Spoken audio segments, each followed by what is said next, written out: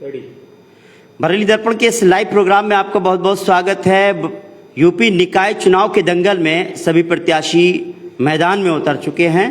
सभी के नामांकन हो चुके हैं, चाहे मैं पार्षद की बात करूं या मेयर की बात करूं। बरेली की अगर मैं बात करूं तो हमने कल देखा था कि जो नामांकन करने के लिए गए थे समाजवादी पार्टी से थे, बीजेपी से थे, निर्दलीय भी थे।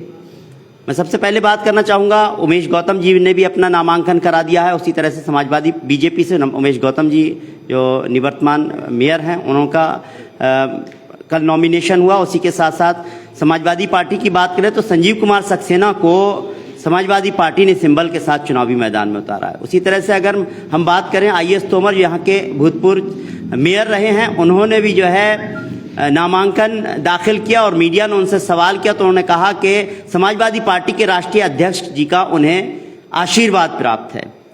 आज मैं इसी कुछ मुद्दे पर बात करना चाहता हूं, क्योंकि समाजवादी पार्टी और बीजेपी पर कहीं ना कहीं कांग्रेस से जो प्रत्याशी हैं, बरेली से मेयर प्रत्याशी हैं गुरुजी मिस्टर KB त्रिपाठी जी, उनके साथ उन्होंने अभी प्रेस कॉन्फ्रेंस की और उसमें कई ऐसे की बातें रखी उन्होंने और समाजवादी पार्टी और जो है बीजेपी पर कई संगीन आरोप लगाए। उस पर मैं बात करूंगा। साथ ही साथ उनका चुनावी दौरा किस तरह का चल रहा है वो बात करना चाहता हूं। इससे पहले भी मैं उनसे बात कर चुका हूं जब उनका नॉमिनेशन नहीं हुआ था। सर बहुत बहुत स्वागत है और बहुत बहुत मुबारकबाद, आपने भी नॉमिनेशन करा दिया। बहुत बहुत धन्यवाद बरेली दर्पण को कि बरेली के लोगों को बरेली का जो चुनाव हो रहा है, चूंकि निगम का चुनाव बरेली का चुनाव होता है, उसकी पल पल की जानकारी देने के लिए रहा। दूसरी बात जो आपने मुद्दा उठाया है, जिसपे आपने बात की है कि आरोप लगाए, ये आरोप नहीं, ये सच है और ये साफ साफ दिख रहा है कि एक तरफ समाजवादी पार्टी एक प्रत्याशी को सिंबल पर उतारती है, दूसरी तरफ समाजवादी पार्टी ही एक प्रत्याशी को आशीर्वाद पर उतारती है। मुझे तो वो हास्यास्पद लग रहा है। मैं राजनीति शास्त्र का विद्यार्थी हूं और बहुत दिनों से पढ़ा रहा हूं। ये तो पहली बार हो रहा है कि पार्टी एक प्रत्याशी सिंबल पर उतारेगी और एक प्रत्याशी आशीर्वाद पर उतारेगी। क्या बरेली की जनता इतनी मूर्ख है कि आप उसे ऐसा मूर्ख बना लेंगे?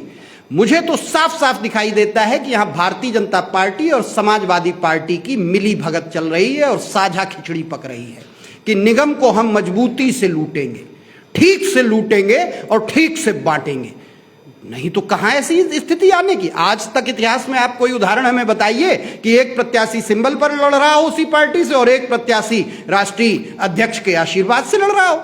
ये साजिश जो है, इस साजिश को आज मैंने बेनकाब किया है और इस साजिश के पीछे बहुत बड़ी चाल है, बहुत बड़ी कोशिश है। उस कोशिश से बरेली शहर को बचाना है, इसलिए आज मैंने प्रेस कॉन्फ्रेंस की। भारतीय जनता पार्टी, आप देखिए इतने आवेदक थे, उतने आवेदकों में टिकट किसको मिला? तरह तरह की अफवाहें, तरह तरह की चर्चाएं और सुधी और सम्मानित मीडिया के साथियों से भी हमें कई जानकारी मिलती रही कि नहीं, अच्छे दावेदार वो हैं, उन्हें ये नहीं हो रहा, उन्हें वो नहीं हो रहा। लेकिन बाद में टिकट किसको मिला? वहां फिर एक ही बात कही जाएगी कि और कुछ नहीं चलता, सिर्फ पैसे का खेल होता है। तो क्या पैसा ये आता कहां से है? क्या पैसा ये उसी स्मार्ट सिटी के बजट से आता है जो बहुत बड़ी मात्रा में आया था? सुना था कि 2200 करोड़ का बजट है और वो बजट चला कहां गया? करोड़ों में। मैं तो कभी कभी सोचता हूं जो बजट आता है और जो दिखाया जाता है, क्या वो हकीकत में होता है या कागज पे सिर्फ लिखे हुए आंकड़े होते हैं, 0 लगे होते होंगे, गिनती होती होगी? क्योंकि मैं तो किताबी आदमी, पढ़ने लिखने वाला, समझ ही नहीं पाता। इतना पैसा आके हमारे शहर में लग गया। एक वार्ड में मेयर साहब ने 24 नंबर वार्ड मौला नगर 214 करोड़ रुपए लगा दिए। 214 करोड़ रुपए अगर जो आपने लगा दिए हैं मौला नगर में, तो मौला नगर तो स्विट्जरलैंड से भी बेहतर होना चाहिए था।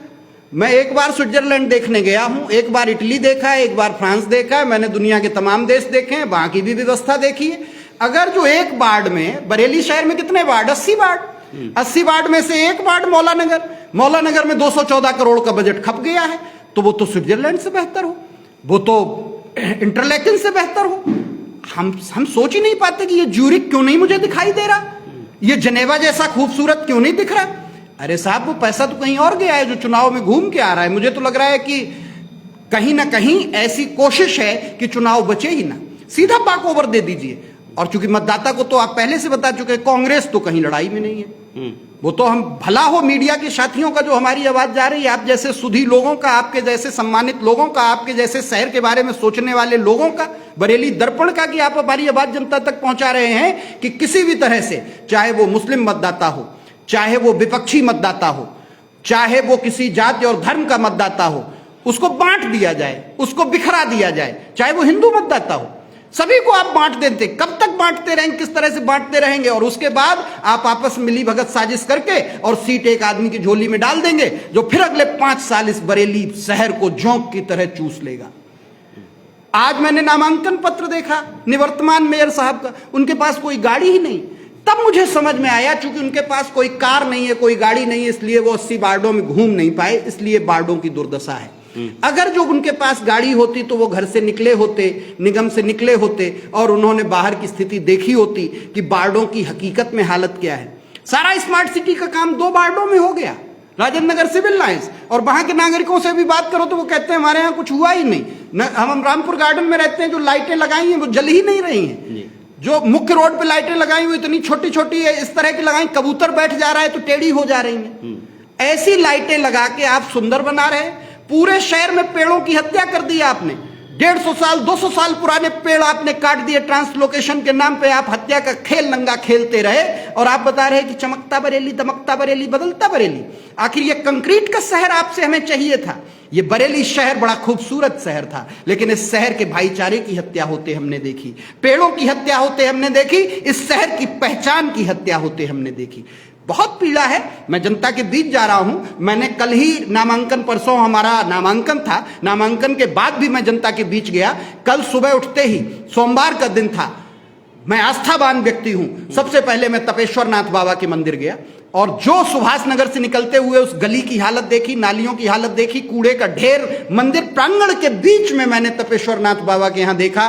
मुझे लगा इसी मंदिर के नाम पर और बाबा के नाम पर ये लोग वोट मांगते हैं। थोड़ी तो शर्म करनी चाहिए थी कि कम से कम झाड़ू तो लगवा दो, कूड़ा तो उठवा लो, बाकी तो आप पैसा अपने घर ही ले जाएंगे। वहां से मणिनाथ बाबा के यहां गया। आप जब भी मणिनाथ में घुसेंगे, पुलिया से क्रॉसिंग पार करते ही आपको दिखेगा क्या स्थिति बना रखी है उस सड़क की। और उस गली से जाके बाबा मणिनाथ का मैंने आशीर्वाद लिया और उनसे यही मांगा कि बाबा अवसर दीजिए, कम से कम पूरे शहर का आदमी आसानी से आपके दरबार आ तो सके। मणिनाथ बाबा से निकला, उसके बाद एक बहुत सिद्ध पीठ है चौमुखी नाथ की, कटघर क्रॉसिंग के पास में। आप इसी पे वोट मांगते हो और उसकी दुर्दशा आप देखोगे तो कूड़े का ढेर और बदबू और गंदगी से वो पीठ भर दी है आपने। वहां पे महाराज जी ने आशीर्वाद दिया, कहा पहली बार आप आए हैं, मेयर साहब को तो मैंने यहां कभी नहीं देखा। जब ऐसी बातें सुनता हूं तो बड़ी तकलीफ होती है। चौमुखीनाथ बाबा का आशीर्वाद लेके मैं अलखनाथ बाबा के यहां गया। लाइन लंबी थी, कतार में काफी देर लगा रहा और मैंने देखा कि गेट के बाहर ही कूड़े का ढेर है। आज भी आप चले जाइए तो अलखनाथ बाबा के गेट के बाहर कूड़े का ढेर लगा हुआ है। मैं चाहता तो लाइन तोड़ के दर्शन कर लेता, लेकिन बाबा के दरबार में मैं नहीं ऐसा कर सकता। ठीक है, मैं आवेदक हूं, समय कम है, मुझे 80 वार्ड में जाना है, लेकिन बाबा के दरबार में मैं उसी तरह से जाऊंगा जैसे भक्त जाते हैं। तो मैंने देखा किस तरह की दुर्दशा मचा रखी है। अलखनाथ बाबा के इतना प्राचीन, इतनी सिद्ध पीठ की आप पेड़ की जड़ में देखते हैं कि शिवलिंग प्रकट है। पूरी दुनिया के लिए वो आश्चर्य है। ऐसा हमारा देश और इस बरेली की वो पहचान, और उसे आप नष्ट कर रहे हैं। अलखनाथ बाबा का आशीर्वाद लेने के बाद मैं वहां से निकल के त्रिवटीनाथ बाबा के दरबार गया। त्रिवटीनाथ बाबा का आशीर्वाद लिया। वहां से मैं बनखंडी नाथ बाबा के यहाँ गया। बनखंडी नाथ बाबा के यहाँ जाएंगे, जैसे ही सुरेश शर्मा नगर से आप मुड़ेंगे, उस सड़क की हालत देखिए कि पैदल आदमी तो पहुंच ही नहीं सकता। सावन में कैसे कांवड़िए जाएंगे कांवड़ लेके। इतना इतना पानी कल भरा हुआ था, जबकि बारिश नहीं हो रही, क्योंकि नालियों का पानी, नालियां हैं ही नहीं तो जाएगा कहां, वो सड़क पे आएगा और सड़क पे गड्ढे हैं। कोई भी शिव भक्त बिना अपने पैर गंदे किए और बिना गंदगी पैरों में लगाए बाबा के दरबार तक जा ही नहीं सकता। ऐसी दुर्दशा देखते हुए बहुत पीड़ा होती है। बाबा से मैंने यही मांगा कि बाबा अगर जो मौका मिला तो इतना तो कर पाऊंगा कि आपके दरबार तक भक्त आसानी से आ सके। बाबा बनखंडी नाथ का आशीर्वाद लेने के बाद मैं पशुपतिनाथ बाबा के दरबार पहुंचा। गनीमत थी कि वहां गली तो ठीक थी, लेकिन साफ सफाई का वहां भी यही कूड़े का ढेर लगा हुआ था। पशुपतिनाथ बाबा का आशीर्वाद लेके मैं धोपेश्वर नाथ बाबा के यहाँ गया। वहां भी गंदगी, झाड़ू लगी नहीं रही, कूड़ा उठ ही नहीं रहा है। ठीक है, वो निगम क्षेत्र में नहीं आता है, लेकिन दुर्दशा तो हर जगह आपने वैसी बना रखी है। वोट आप उस पर मांग लेंगे। तो कल सभी नाथ मंदिरों का दर्शन किया, आशीर्वाद लिया और मैंने संकल्प लिया कि अगर जो नगर निगम में आता हूं तो ये लोग तो नाथ सर्किट के नाम पर सिर्फ वोट मांगते हैं। बरेली शहर की पहचान नाथ नगरी को, बरेली शहर की पहचान इस नाथ नगरी को मैं नाथ नगरी की पहचान दिलाने के लिए नाथ सर्किट के लिए काम करूंगा। ये आला हजरत साहब की पवित्र जमीन है। जी जी मैं ये जमीन इतनी पवित्र है कि यहां से जो आवाज उठती है बरेली मसलक के रूप में पूरी दुनिया में आला हजरत साहब की आवाज सुनी जाती है। मैं तो कहता हूं कि ये इल्म का शहर है, ये ज्ञान का शहर है। जो ज्ञान आला हजरत साहब ने दिया आज पूरी दुनिया उसकी मुरीद है। और इस शहर में आप साहब आला हजरत साहब के लिए, उनकी गली तक जाने के लिए जो दूर दूर से लोग आते हैं उनके लिए आपने क्या प्रयास किया है? क्या उस गली में रोज झाड़ू लग जाती है? मैं जब भी दरगाह जाता हूं, मैं जब भी जाता हूं फूल चढ़ाने, मैं देखता हूं कि किस तरह की स्थिति है। आप खानकाह न्याजिया चले जाइए, आप अगर जो न लगे कि किस गंदी गली से होके आप खानकाह तक जा रहे हैं, इतनी पवित्र जगह है। दुनिया का हर कलाकार, हर साहित्यकार, हर फिल्म कलाकार वहां मत्था टेकने आता है और वो देख के क्या जाता है कि बरेली की क्या हालत है, उस गली की क्या हालत है, उनके किनारे नालियों की क्या हालत है, कूड़े की क्या हाल है। चूंकि मेयर साहब को इससे कोई फर्क नहीं पड़ता, यहां निगम की सरकार को कोई फर्क नहीं पड़ता। इसीलिए मैं आज नाली नाली गली गली घूम रहा हूं और यही लाइन कह रहा हूं कि ये नाली गली का चुनाव है। नाली गली के मुद्दे पर नाली गली के किनारे खड़े होकर लड़ा जाएगा और जब इन मुद्दों पे बात होगी तो समाजवादी पार्टी अपनी ही पार्टी से दो प्रत्याशी मैदान में उतार देगी, एक सिंबल पे, एक आशीर्वाद पे, जिससे भारतीय जनता पार्टी को फिर 5 साल अवसर मिल जाए। लेकिन अब बरेली की सम्मानित तो समझदार ये जनता ऐसा नहीं होने देगी, क्योंकि मैंने संकल्प लिया है कि मैं इस शहर से मच्छरों को कम करूंगा, मैं इस शहर से बंदरों को पकड़वाऊंगा, सिर्फ टेंडर नहीं होंगे। इस शहर से मैं आवारा कुत्तों को पकड़वाऊंगा, इस शहर से मैं छुट्टा जानवरों को पकड़वाऊंगा, इस शहर से मैं टैक्स में कमी करूंगा और उसके साथ ही इस शहर में मैं सफाई की बढ़ोतरी करूंगा, इस शहर में मैं सीवर की बढ़ोतरी करूंगा, इस शहर में मैं पानी की बढ़ोतरी करूंगा, इस शहर में मैं जो पुरानी व्यवस्था थी कि लट्टे लगते थे, एक लाइट लग जाती थी, पूरी गली में रोशनी रहती थी, ये जो टंडूरे लटकाए गए हैं छोटे छोटे से, समझ में नहीं आता, 2-2 कदम पे, इनसे कौन सी रोशनी हो रही है? हमें क्या दिख रहा है? सही से वो रोशनी की व्यवस्था की जाएगी। चुंगी के स्कूलों को सुधारा जाएगा। मैं शिक्षा के क्षेत्र से जुड़ा हूं, मैं आईएएस पीसीएस के लिए पढ़ाता हूं। मेरी पत्नी बरेली कॉलेज के उर्दू विभाग में एसोसिएट प्रोफेसर हैं, वो वहां बच्चों को पढ़ाती हैं। हम शिक्षा से जुड़े हुए दंपत्ति हैं। हमने निर्णय लिया है कि अगर जो हमें मौका मिला तो चुंगी के स्कूलों को पहले दिन सुधारा जाएगा। चुंगी के स्कूल में पढ़ने वाला बच्चा आईएएस पीसीएस की तैयारी क्यों नहीं कर सकता? वो आईएएस पीसीएस क्यों नहीं बन सकता? क्या सिर्फ अपने रिश्तेदारों के प्राइवेट स्कूल ही इतने चमकाए जाएंगे, उनकी अवैध लीज कर दी जाएगी कि उनमें पढ़ने वाले बच्चे ही सब कुछ कर पाए? आखिर ये भेदभाव अब नहीं चलेगा। जो चुंगी के अस्पताल हैं वो खुद बीमार पड़े हुए हैं, वहां की स्थिति आप जाके देखिए। मरीज वहां जाए तो ये जान के जाए कि अब जीवन से उसका कोई संबंध नहीं है, वो अपना मोह त्याग दे तो जाए चुंगी के अस्पताल में। उस पर मैं काम करूंगा। दरअसल काम जमीन पे होना चाहिए, लेकिन मेयर साहब तो सैलून के फीते काटने में व्यस्त रहे 5 साल। सोशल मीडिया पर उनकी प्रोफाइल जब मैंने देखी तो चौकंग एकदम बढ़िया से बढ़िया कार्यक्रमों में चमकते दमकते दिखते रहे मेयर साहब, लेकिन जमीन पे कोई काम नहीं हुआ। इसलिए जमीन पे काम की जरूरत है और मैं इसी पे काम करूंगा। जी मैं आपसे और भी बात करूंगा, क्योंकि मेन मुद्दा वही था कि समाजवादी पार्टी ने अगर एक को आशीर्वाद दिया और एक को सिंबल दिया तो वो किस तरह से उनको, समाजवादी पार्टी को क्या फायदा होगा, उस पर जरूर मैं बात करूंगा। और खासतौर से क्योंकि अगर शहर की मैं बात करूं तो कुछ ही कॉलोनियां चमकती हुई नजर आती हैं। एक बहुत सारी कॉलोनियां ऐसी हैं जहां हमेशा पानी भर जाता है, वहां पर किस तरह का काम करेंगे, रोजगार के लिए खासतौर से किस तरह का काम करेंगे। लेकिन हम जब लाइव चला रहे हैं तो बहुत सारे लोगों के मैसेज आ रहे हैं जो आपके लिए भी बहुत अच्छे मैसेज कर रहे हैं। ऑल दी बेस्ट आमिर के मलिक कह रहे हैं, all the best Tripathi ji, Aamir के मलिक इसको देख रहे हैं। उसी के साथ साथ विक्की गुप्ता कह रहे हैं नमस्ते सर जी, नाइस टू सी, आपके दर्शन मिले।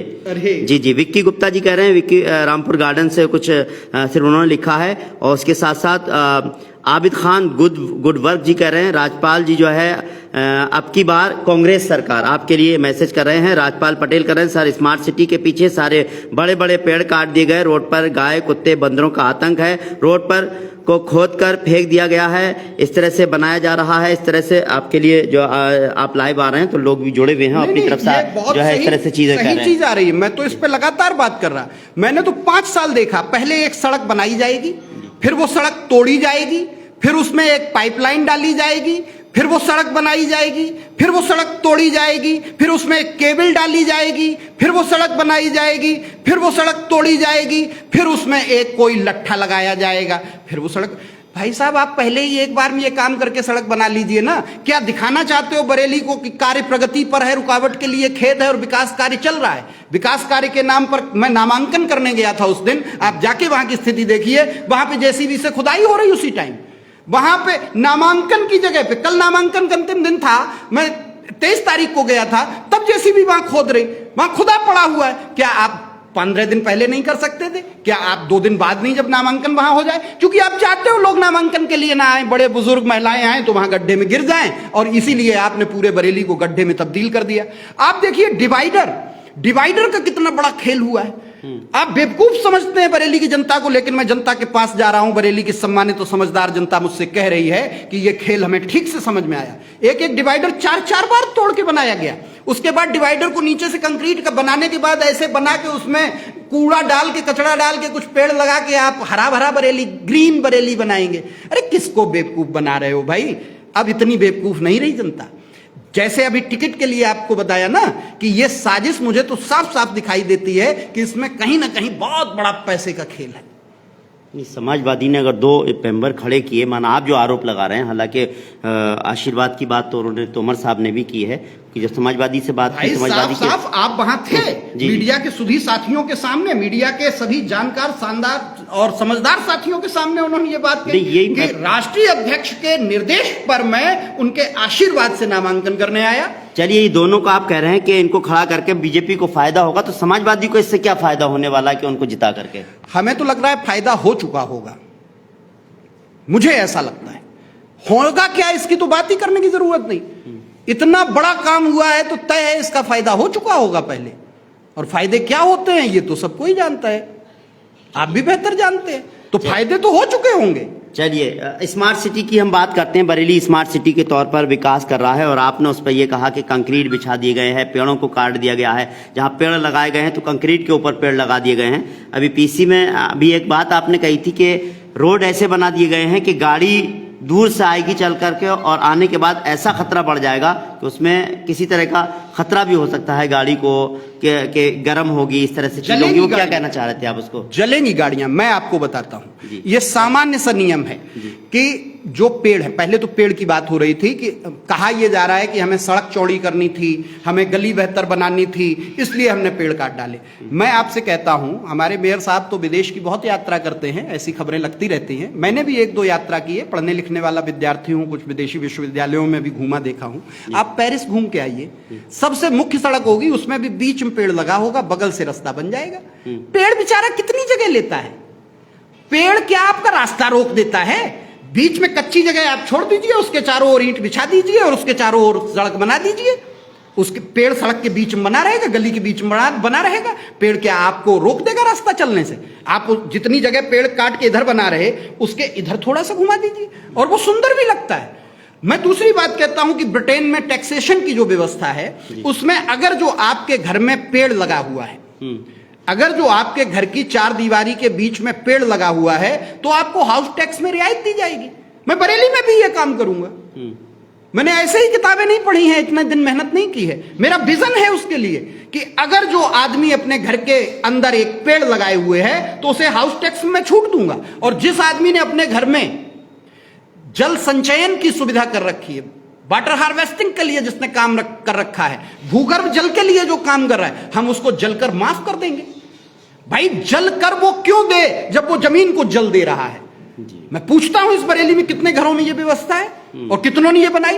दरअसल चूंकि नगर निगम उस पर कोई काम ही नहीं करेगा, कोई बात ही नहीं करेगा, कोई विजन ही नहीं होगा। यहां तो सिर्फ यही विजन होगा कि स्मार्ट सिटी में कितना बजट आ जाए, कितना हम ले लें, कितना हम बांट लें और कितना इस तरह से बांट दिया जाए कि चुनाव में हमारे सामने कोई ना आए, और आए भी तो हम उसको आराम से मैनेज कर लें। पूरे शहर का आदमी जानता है कि चुनाव किस मुद्दे पर लड़ा जा रहा है, चुनाव की ताकत क्या है। चुनाव की ताकत एक पैसा है। ठीक है, मेरे पास पैसा नहीं है, मेरे पास ज्ञान है, मेरे पास बरेली की जनता का आशीर्वाद है, मेरे पास मेरे बुजुर्गों का आशीर्वाद है, मेरे पास मेरे गुरुओं का आशीर्वाद है। मैंने 4 केंद्रीय विश्वविद्यालयों में पढ़ाई की है, मैंने रिसर्च की है, पीएचडी की है, ग्लोबलाइजेशन पे मैंने पीएचडी की है, भूमंडलीकरण के विषय पर मैं पीएचडी करके आया हूं। मुझे पता है कि पर्यावरण कैसे बचाया जाएगा, मुझे पता है इस भूमंडलीकरण की व्यवस्था में अंतरराष्ट्रीय बाजार में भी कैसे आप अपनी चीजों को बचा पाएंगे। भूमंडलीकरण विषय पे मैंने रिसर्च की है, मैं सारी मार्केटिंग समझता हूं, सारे राजनीति समझता हूं, अर्थव्यवस्था समझता हूं, तब बात कर रहा हूं। बरेली की तस्वीर मैं बदलूंगा। बरेली के लिए मेरा बहुत बड़ा विजन है, इस शहर ने मुझे दिया। मुक्तिबोध ने एक कविता लिखी थी, अब तक क्या किया जीवन क्या जिया। भूतों की शादी में कनात से तन गए, भर लिया पेट उदरंबर बन गए, लिया बहुत बहुत दिया बहुत कम, मर गया देश जिंदा रहे हम। आज स्थिति यही बना दी। लिया तो आपने बहुत, समाज से भी लिया, देश से भी लिया, नगर निगम से भी लिया, सबसे लिया, जमीन से भी लिया, आसमान से भी लिया, और दिया कुछ भी नहीं। तो अब देने की बारी है, आपको देना पड़ेगा। मैं देने की ही बात कर रहा। संतुलन होना चाहिए। आप अगर जो जमीन से लेते हैं तो जमीन को दें, आप आसमान से लेते हैं तो आसमान को दें, आप अपने माता पिता से लेते हैं तो अपने माता पिता को दें। मैंने समाज से लिया है, मैं समाज को लौटाने के लिए आज समाज के बीच में आया हूं। मेरी ये भाषा, मेरा ये ज्ञान कोई मुझे पैदाइशी नहीं मिला है, मुझे ये देने में समाज का बड़ा योगदान है। अगर जो समाज ये योगदान न करता तो मेरे पास ये भाषा नहीं होती, मेरे पास ये विचार नहीं होते, मेरे पास आज ये शिक्षा नहीं होती। और चूंकि ये समाज ने दिया है तो आज मैं समाज को यही लौटाने की कोशिश करने आया हूं और लौटाऊंगा, क्योंकि मेरा संकल्प है। सारा जिस्म झुककर बोझ से दोहरा हुआ होगा, मैं सजदे में नहीं था, आपको धोखा हुआ होगा। और यहां तक आते आते सूख जाती हैं कई नदियां, हमें मालूम है पानी कहां ठहरा हुआ होगा। लोग मुझसे कह रहे राजनीति तो की नहीं है, चुनाव में ऐसे चले जाओगे। अरे जाने दीजिए, चुनाव आने दीजिए। बरेली की जनता का जो प्यार और आशीर्वाद गलियों में मुझे मिल रहा है, जो लोग कह रहे हैं कि गुरुजी अभी तक आप बच्चों को पढ़ाते थे, आपने मेरे बच्चे को पढ़ाया, घर में तारीफ सुनते थे, आज आप मेरी गली में आ गए हैं, मुझसे बात कर रहे हैं। मैं कह रहा हूं कि मैं तो गली में ही रहना चाहता हूं। मेयर का काम कितना होता है? 1 घंटा सुबह मेयर साहब गलियों में घूम लें, ये देख लें कि झाड़ू लग गई, कूड़ा उठ गया या नहीं, नाली में झाड़ू पड़ गई या नहीं। शाम को 1 घंटे देख के ये देख लें कि लाइटें जल गई हैं, रोशनी है या नहीं, और मच्छर तो बहुत ज्यादा नहीं है, मच्छर हो तो फॉगिंग करा दे। इसके अलावा मेयर साहब का कौन सा काम होता है? लेकिन जब मेयर साहब के पास गाड़ी ही नहीं तो क्या करेंगे? सर बहुत सी बात, 2-4 बातें, बहुत सवाल है मेरे सामने। एजुकेशन से रिलेटेड भी मैं बात करना चाहता हूँ, रोजगार से रिलेटेड भी बात करना चाहता हूँ, पर्यावरण की बात की उससे ही मैं बात करना चाहता हूँ, खास एक जगह को लेकर के, खासतौर से बाकरगंज को लेकर के और वेस्ट मैनेजमेंट को लेकर के। लेकिन उससे पहले एक जर्नलिस्ट हैं दिल्ली से, मेरे सहयोगी दोस्त भी हैं, साइम इसरार नाम है, आपको बहुत बहुत शुभकामनाएं आपके लिए दे रहे हैं। आपके बारे में सुनकर उम्मीद है काम होगा। साइम इसरार कह रहे हैं मुद्दों पर बात हो, विकास की बात हो, यही बरेली के लोग चाहते हैं जो आप कर रहे हैं, ये इनका कहना है। बहरहाल अभी पर्यावरण की बात हो रही थी, आपने कहा कंक्रीट बना दिया गया बरेली को, पेड़ काट दिए गए और जो पेड़ लगाए गए वो कंक्रीट के ऊपर लगा दिए गए, इससे पर्यावरण को बड़ा नुकसान हुआ है। एक बात अभी प्रेस कॉन्फ्रेंस में ही आप बात कर रहे थे, हालांकि उस प्रेस कॉन्फ्रेंस को हम नहीं दिखा पाए, थोड़ी देर में मीडिया में सभी लोग दिखाएंगे। हम एक जगह बरेली की एक जगह बाकरगंज है जहां हम अक्सर जाते हैं और अक्सर हमने वहां पर लोगों को देखा है, और आप भी कह रहे थे कि पहाड़ बना हुआ नजर आता, दूर से अगर हम देखें तो लगता है कि बरेली में एक पहाड़ है, पास में जाकर देखें तो वहां खड़ा नहीं हुआ जाता। जब वहां के लोगों से हम मिलते हैं तो उनके घरों में जो पानी नल से निकलता है वो गंदा निकलता है, वो बीमार होते हैं। ऐसी एक तो ये है। दूसरा वहां एक जो है उसको को कहीं ना कहीं वेस्ट मैनेजमेंट के लिए कुछ उसका गैस का जो भी उसका जो ट्रीटमेंट हो रहा है वो भी लगा हुआ है, बहुत छोटा लगा हुआ है। दूसरी बात हम देखते हैं कि हम शाहजहांपुर रोड पर हम देखते हैं कि वेस्ट मैनेजमेंट का एक सिस्टम जो वहां पर जो लगाया गया था वो बंद पड़ा हुआ है। ऐसे उसमें किस तरह से काम होना चाहिए, और आपने अगर वहां जाकर देखा तो क्या पाया वहां पर? कबीरदास जी ने एक लाइन लिखी थी, तू कहता है कागज की लेखी, मैं कहता आंखिन की देखी। जी। जिस बाकरगंज की आप बात कर रहे हैं, मैंने पहले भी जाकर वहां देखा है, और मैं अभी ठीक 4 दिन पहले वहां था। जी। पूरा पहाड़ मैंने परिक्रमा करके देखा, और उस पहाड़ की परिक्रमा करते हुए मन में सोच रहा था कि ईश्वर मुझे इतनी शक्ति दे कि इस पहाड़ को मैं उठा सकूं, इस पहाड़ को यहां से खत्म कर सकूं। इतनी पीड़ा हुई वहां की दुर्दशा उन लोगों की देख के। बस्ती के बीच से कूड़े की भरी हुई गाड़ियां, गंदगी की भरी हुई गाड़ियां जा रही हैं, वो कूड़ा गिर रहा है। मैं आपको वो फोटो दिखा सकता हूं कि वहां बच्चे खेल रहे हैं उस कूड़े के बीच। उन्हें तो लगता है कूड़ा ही जिंदगी के खिलौने हैं। मैं तो वहां आश्चर्यचकित था। राजेश जोशी ने कविता लिखी कि क्या धारीदार सारी गेंदें फेंक दी गई हैं अंतरिक्ष में, कि बच्चे इस कूड़े से खेल रहे हैं। आज वो जब दुर्दशा वहां की देखी तो पहला संकल्प मैंने एक लिया कि जो बस्ती की तरफ है कूड़े की साइड, उधर पहले दिन ही काम शुरू होगा। पहले दिन बोर्ड की पहली बैठक में वो निर्णय होगा कि 30 फुट ऊंची दीवार उठाई जाएगी। कूड़े के ढेर को बस्ती की नजरों से ओझल करना होगा, उस बदबू से बचाना होगा, उस बीमारी से बचाना होगा।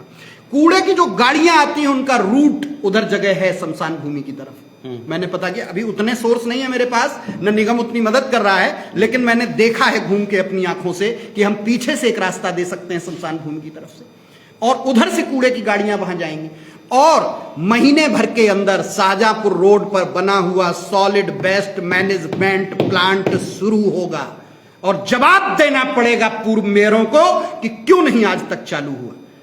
क्या एक दूसरे की तरफ गेंद मार मार के आप खेलते रहेंगे और जनता बेवकूफ बनी रहेगी?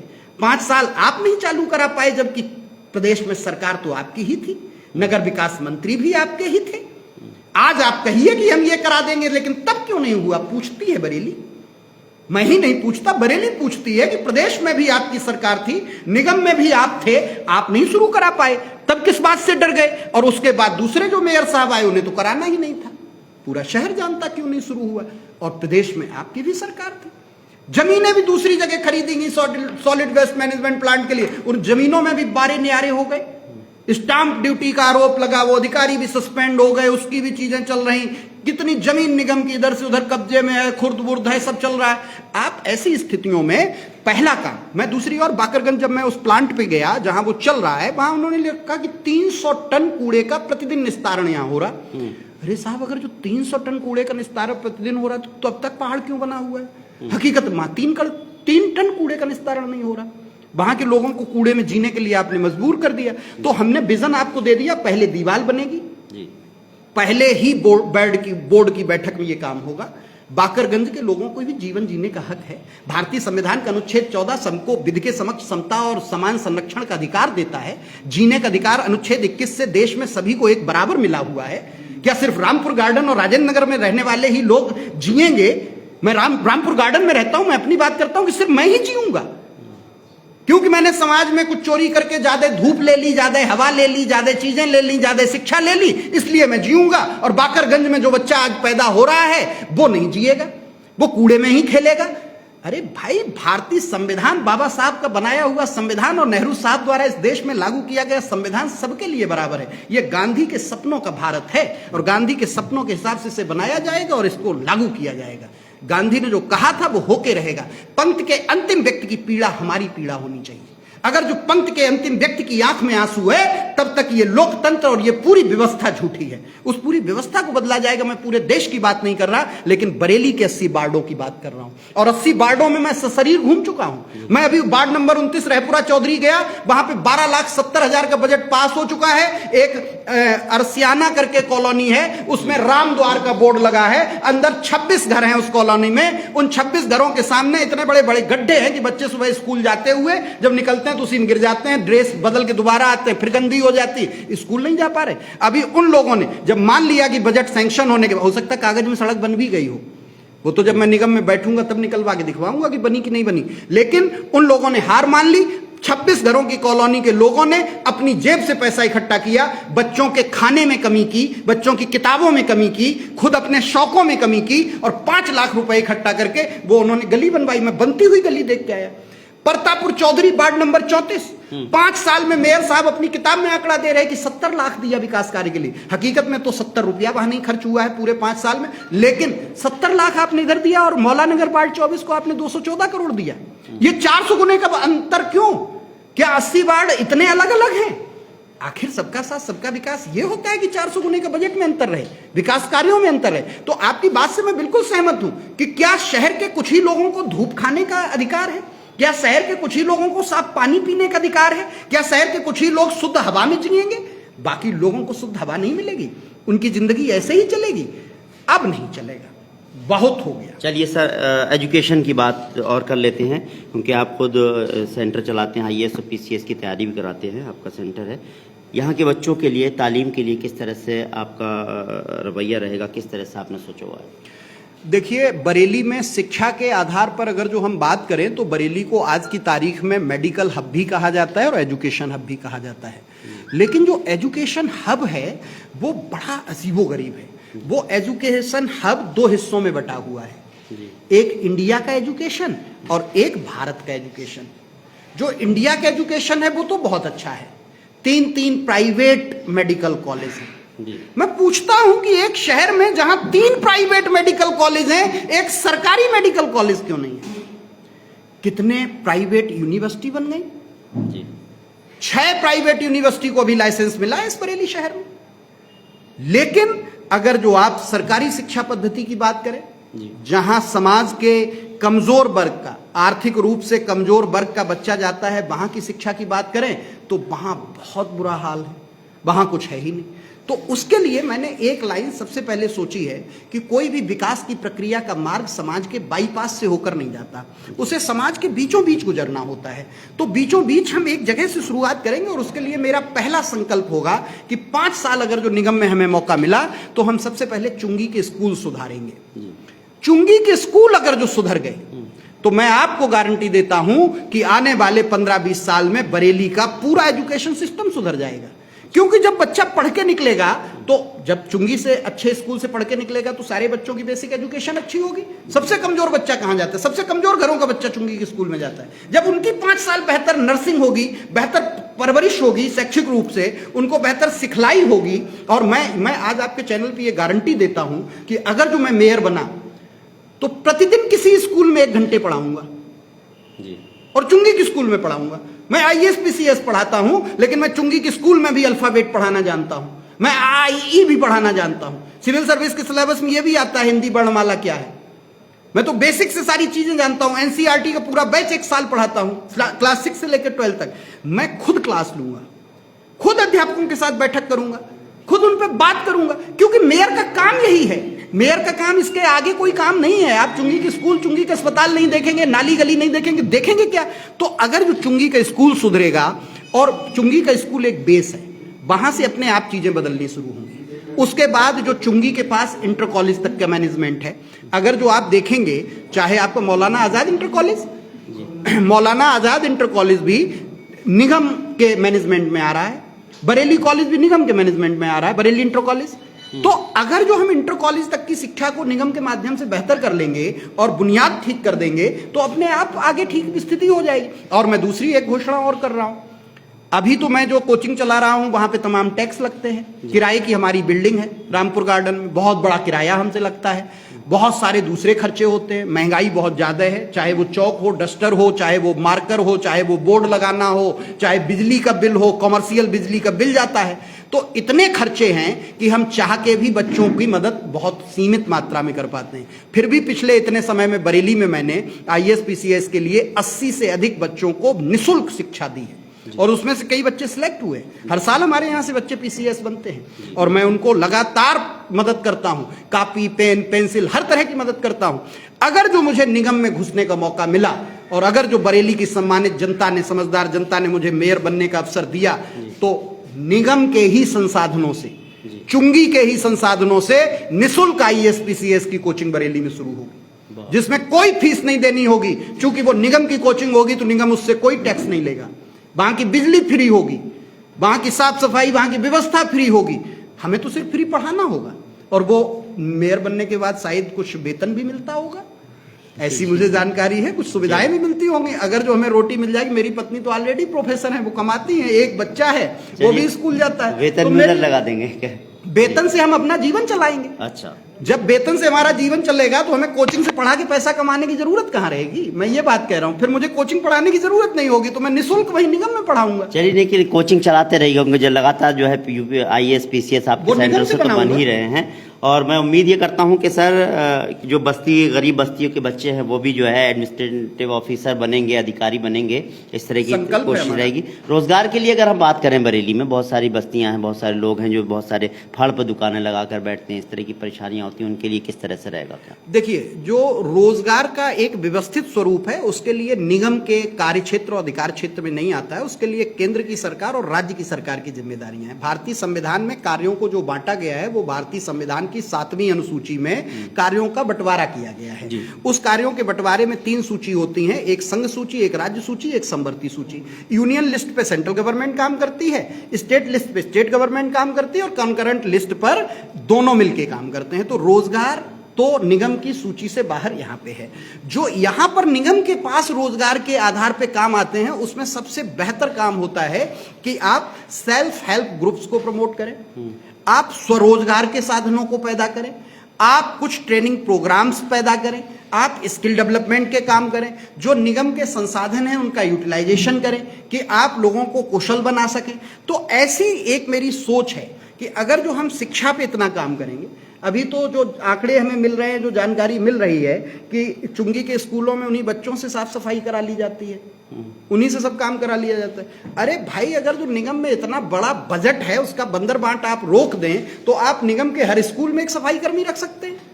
आप हर जगह देखिए, पैसे की जो प्रक्रिया, मैं भारतीय अर्थव्यवस्था भी पढ़ाता हूं, इसलिए जानता हूं कि जीडीपी एक सामान्य कहावत कही जाती है इकोनॉमी पढ़ते पढ़ाते। इसे बिल्कुल मैं पहले से घोषित कर देना हूं कि इसको इससे नहीं जोड़ना है कि मैं पेड़ कटने की वकालत कर रहा। एक उदाहरण से बच्चों को समझाया जाता है कि अगर जो एक पेड़ खड़ा है तो जीडीपी नहीं बढ़ेगी, लेकिन अगर जो वो पेड़ कटवा दिया जाए तो जीडीपी बढ़ जाएगी। हमें लग रहा मेयर साहब को यही कहीं से ज्ञान मिल गया तो उन्होंने सब कटवा दिए जीडीपी बढ़वाने को। कहने का अर्थ ये होता है कि पैसा जैसे जैसे घूमेगा वैसे वैसे विकास की प्रगति होगी। यहां पैसा घूम ही नहीं रहा है। आप अगर जो किसी को रोजगार देते हैं, निगम से उसकी सैलरी देते हैं, तो वो उस पैसे को जाके शहर में ही तो खर्च करता है, और शहर में खर्च करता है तो उसका टैक्स आपको फिर मिलता है, और फिर वो पैसा रोटेट होता रहता है और टैक्स जनरेट होता रहता है, और उस आदमी की परचेजिंग पावर भी बढ़ती है। विकास की प्रक्रिया यही होती है। अब अगर जो निगम का जो फंड है वो हम लोगों को, जितने भी पद हैं निगम में, चाहे वो सफाई कर्मी के हों, सुपरवाइजर के हों, जलकल में हो, रोशनी में हो, वो विज्ञापन में हो, वो टैक्स में हो, सभी विभागों में अगर जो सभी नियुक्तियां कर दी जाए, उनको सारा पैसा दे दिया जाए सैलरी के रूप में, तो वो खर्च कहां करेंगे? बरेली में ही तो करेंगे। और बरेली में जब करेंगे तो घूम के पैसा फिर वहीं आएगा, घूम के पैसा फिर वहीं आएगा, वो पैसा और बढ़ेगा। तो रोजगार देने की नीयत होनी चाहिए, इच्छा शक्ति होनी चाहिए। कहीं ऐसा फंड का मामला नहीं। अभी आपने सुना होगा, अखबारों में हमने भी पढ़ा कि निगम में ठेकेदारों का 90 करोड़ बाकी है। अरे साहब, 90 करोड़ तो बाकी होगा ही। जो पैसे वाले लोग हैं उनसे आप कोई टैक्स वसूल ही नहीं पा रहे। आप तो गरीब आदमी को परेशान किए बैठे हैं और पैसे वाले लोगों से आप टैक्स नहीं ले पा रहे। तो टैक्स आप जो ठीक मदे हैं, जो आय के साधन, आप बरेली नगर निगम की वेबसाइट देखोगे तो साफ साफ उस पर आय के साधन भी दिए गए हैं, व्यय के स्रोत भी दिए गए हैं कि हम पैसा खर्च कहां करते हैं। तो आप उन दोनों को उठा के देखोगे, तस्वीर बिल्कुल साफ हो जाएगी। चलिए, वाकई बहुत अच्छी सोच है। और कहा जाए कि आप जैसे अगर मेयर शहर में मिल जाएं, आपने जिस तरह की चीज़ें रखी हैं, तो और बेहतर विकास होगा।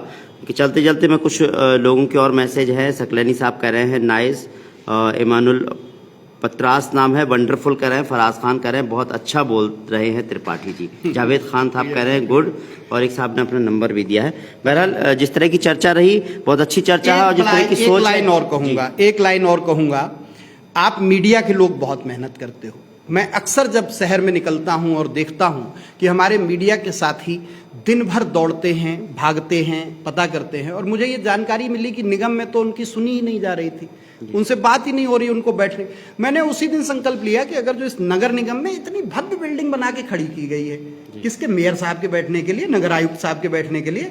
अरे भाई, उसमें एक सबसे बड़ा कमरा मीडिया के भाइयों के बैठने के लिए होना चाहिए। और मैं आपको गारंटी देता हूं, बरेली दर्पण पे ये बात कह रहा हूं और मीडिया के सभी भाइयों का आह्वान कर रहा हूं कि अगर जो मैं मेयर बनता हूं तो उस बिल्डिंग में महापौर के कमरे से बड़ा कमरा मीडिया के साथियों के लिए होगा, और मीडिया के साथियों से मैं प्रतिदिन वहां मिला करूंगा। शहर की जो समस्याएं हैं वो हमारे सामने लाएंगे, और जो हमारा विजन है, हमारा काम है, वो शहर तक ले जाएंगे। तो सबसे पहले तो नगर निगम की उस बिल्डिंग में मीडिया के लिए एक कक्ष बनेगा, और इसके लिए किसी अनुमति की जरूरत नहीं, नगर निगम बोर्ड से पास करेगा। चलिए, ये तो बहुत अच्छी खुशखबरी है, और इसके लिए वाकई अप्रिशिएट करना चाहिए आपको कि आपने जिस तरह की सोच रखी है मीडिया कर्मियों के लिए। और इस तरह की है तो समस्याएं तो होती हैं, क्योंकि एक जगह बैठ करके बातचीत होना, एक जगह थोड़ा सा सुकून की जगह मिले। जी, बहुत अच्छी सोच है आपकी सर।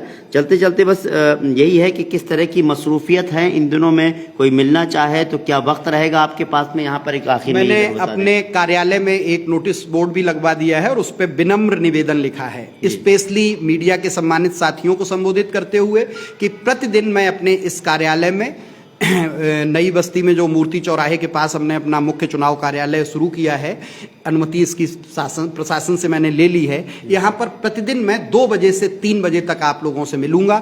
बाकी बचे हुए 23 घंटे में जनता जनार्दन के बीच जाऊंगा। मैंने तो ये भी संकल्प ले रखा है, इतने दिनों में जिस वार्ड में होऊंगा वहीं किसी घर में सो लूंगा, वहीं खा लूंगा, और लोगों से जनसंपर्क करता रहूंगा, मिलता रहूंगा, और उनको अपना विजन समझाता रहूंगा। आप लोग इसमें मदद कर रहे हैं। और ये लड़ाई बड़ी अलग तरह की है। रावण रथी बिरथ रघुवीरा, रावण के पास बहुत बड़ा रथ था, राम तो बेचारे बिना रथ के सामने खड़े थे और विभीषण को तो शंका भी हुई थी कि पैर में चप्पल भी नहीं, जूते भी नहीं, कपड़े भी नहीं, कैसे लड़ पाओगे। तब राम ने कहा था जो रथ जीत दिलाता है वो दूसरा होता है, उस रथ के पहिए शौर्य और धैर्य के होते हैं, उसकी पताका सत्य की होती है, उसका सारथी ज्ञान होता है। तो मैं तो उसी रथ के सहारे निकला हूं। देखता हूं बरेली की सम्मानित जनता का जो प्यार और आशीर्वाद अभी मुझे मिल रहा है, ऐसा ही मिलता रहा तो बरेली को बेहतर बनाने की एक कोशिश होगी। जो है उससे बेहतर चाहिए। इस दुनिया को साफ करने के लिए एक मेहतर चाहिए। ये मुक्तिबोध ने लिखा था, फिर उन्होंने लिखा, लेकिन मैं वो हो नहीं पाता। मैंने आज उसी से आगे किताबों से निकल के एक संकल्प लिया है, चलो मैं ही बनता हूं, मैं ही इस गंदगी को साफ करने का प्रयास करता हूं और कोशिश करता हूं कि जो है उससे बेहतर चाहिए। क्योंकि सबसे खतरनाक होता है मुर्दा शांत से भर जाना, न होना तड़प का, चुपचाप सहन कर जाना, घर से निकलना काम पर और काम से लौटकर घर आना। सबसे खतरनाक होता है हमारे सपनों का मर जाना। तो सपने नहीं मरने चाहिए, हमारे बच्चों के सपने नहीं मरने चाहिए, हमारे नगर के निवासियों के सपने नहीं मरने चाहिए। इन्हीं सपनों की लड़ाई के लिए मैं मैदान में आ गया हूं। बहुत बहुत धन्यवाद। वाकई सर, आपसे बात की और मैं समझता हूं बरेली की जनता भी सपने देख रही होगी इस तरह से कि विकास और बेहतर काम हो, उनके बच्चों का बेहतर मुस्तकबिल हो।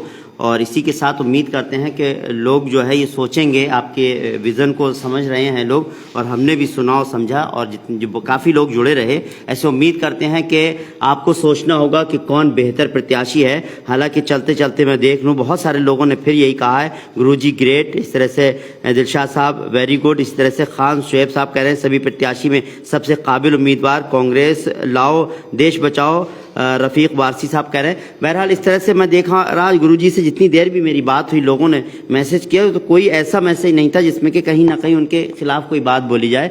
और क्योंकि इसकी वजह भी यह है क्योंकि खुद अपने आप में एक साफ छवि के इंसान हैं, पढ़े लिखे हैं, खुद जो है ऐसी इस तरह की कोचिंग देते हैं जो एडमिनिस्ट्रेशन संभालते हैं, यानी कि देश को संभालते हैं। नेता तो जीत कर आते हैं चले जाते हैं, लेकिन जो व्यवस्थाओं को संभालते हैं वो एडमिनिस्ट्रेटिव ऑफिसर होते हैं, उन्हीं की तैयारी कराते हैं उसी कोर्स की, IAS और PCS की। ऐसे उसमें उन गुरुजी के लिए सब लोगों को जो है यही उम्मीद है कि बेहतर काम करें और आने वाले समय में ऐसा मेयर बरेली को मिले जो विकास करे। और ख़ासतौर से गुरुजी ने जिस तरह से कहा मीडिया का भी ख्याल रखने की बात की है, उन्होंने कहा कि हमारी मुलाकात होगी, हम उसके लिए भी नगर निगम में इस तरह की चीज़ें रखेंगे। गरीब बच्चों की पढ़ाई के लिए जो है निगम के जो स्कूल हैं उनमें भी बेहतर व्यवस्थाएँ की जाएंगी और भी साफ़ सफाई से लेकर विकास को लेकर के उन्होंने कई चीज़ें ऐसी अपना रखा है कि हम इस तरह से विकास करेंगे। अपना विज़न पूरी तरह से सामने रख दिया है और भी हम बातचीत करते रहेंगे और भी प्रत्याशियों से बात करेंगे, उनसे ही पूछेंगे उनका विज़न क्या है, किस तरह से काम करेंगे। बहरहाल जिस तरह से हमारे सामने जो चीज़ें रखी गई हैं उससे उम्मीद करते हैं कि अगर इस तरह का मेयर हमारे शहर में आएगा तो कुछ ना कुछ बेहतर होगा। तो आज के प्रोग्राम में बस इतना ही। आपको हमारा ये प्रोग्राम कैसा लगा कमेंट करें, साथ ही हमारे चैनल को लाइक और सब्सक्राइब करना ना भूलें। चलते चलते गुरुजी आपको बहुत बहुत धन्यवाद, आपने हमें समय दिया। दर्पण का बहुत बहुत धन्यवाद। नमस्कार, सत श्री अकाल, आदाब।